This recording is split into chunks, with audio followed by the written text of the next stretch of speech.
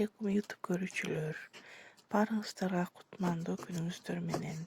Биз бүгүн боор менен кыргыздын курдагын жасайбыз.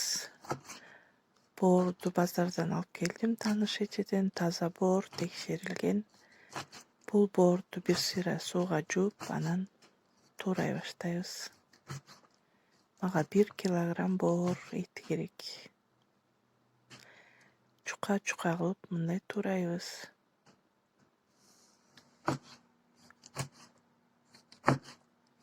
Боор этин туурап бүткөндөн кийин бир чоң пияз туурайбыз.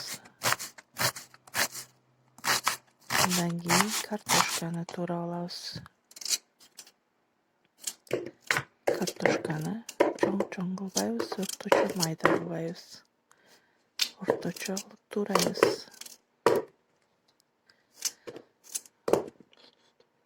Казанга суу май куюп ысытабыз. Бүгүн мен эшикке тамак жасагым келип, эштен курдак кылабыз. Казандагы май ысыгандан кийин тууралган боорду салабыз.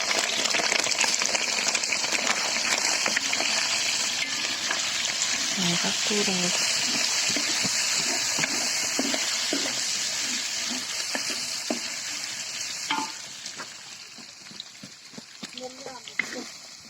Аябай куурбайбыз.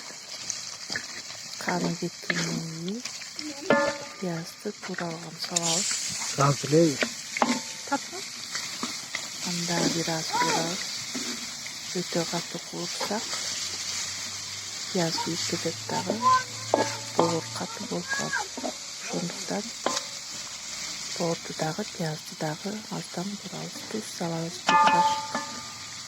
бир чоң кашык туз салам. Бир чоң кашык тузу мурч салам.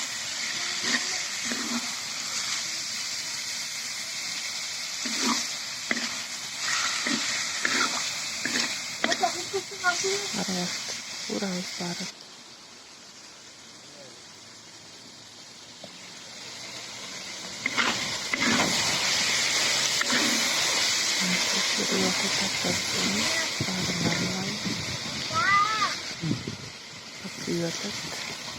Урганай суу куябыз.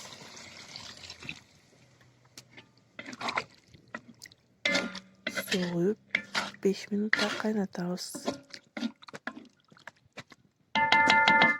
Капкагын жаап коебуз.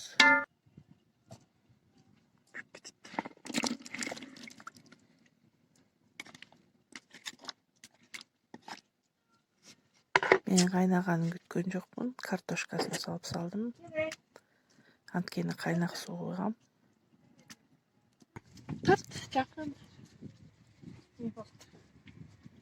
Картошканы көмбөш керек суу. Мына кайнап атат. Эми ушул тийден жаап коем.